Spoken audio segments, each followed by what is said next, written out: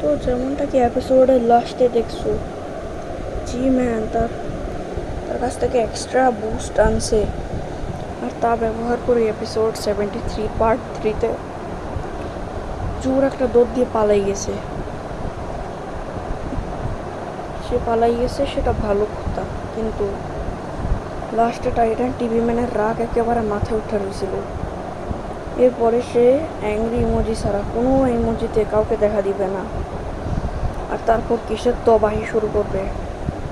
জন্য হয়তো সে তার প্লেট দিয়ে নিজের সাথীদের উপর হামলা করবে, নাইলে টাইটান্সদের সঙ্গে লড়াই করবে, নাইলে টরেটসদের সঙ্গেও লড়াইয়ে যুক্ত থাকবে। আই ডোন্ট নো, কিছুও হয়ে যাবে র্যান্ডমলি।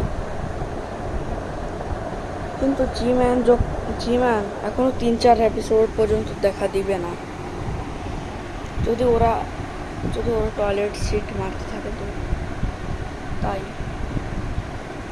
পুরা দুনিয়া টয়লেট থেকে মুক্ত হয়ে যাবে, পুরা স্টিভিড ইউনিভার্স। কারণ জি ম্যান তো এখন রিপেয়ার হইতে চলে গেছে, আর তার চেহারার অবস্থাও অনেক খারাপ। তাই সে রিপেয়ার হইতে 3-4 দিন টাইম নেবে।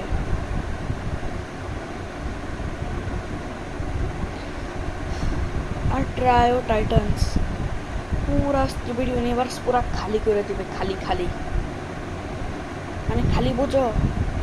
এক টাইটান এক জায়গায় তবাহি মাচাবে, আরেক টাইটান আরেক জায়গায়, আরেক টাইটান আরেক জায়গায়, আর অন্যদিকে তো ম্যান সার্টিল নডলের করে সব খতম করে দিবে। ট্রায়ো টাইটান্স একসঙ্গে এক জায়গায় তবাহি মাচায়। যদি আলাদা আলাদা হয়ে তবাহি মাচায় তো তাহলে 3-4 জায়গা একসঙ্গে খালি হয়ে যাবে। তাই